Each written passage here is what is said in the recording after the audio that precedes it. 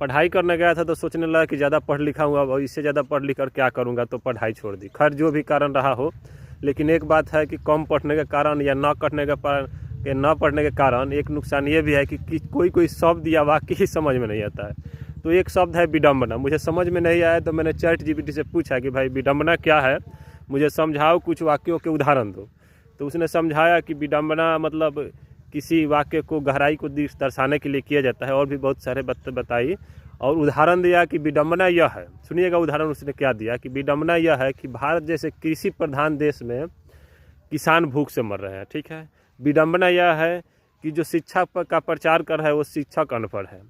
विडम्बना ये है कि जिसके पास पैसे हैं उसे जीने के लिए समय नहीं उसके पास, और जिसके पास समय है उसके पास जीने के लिए पैसे नहीं हैं।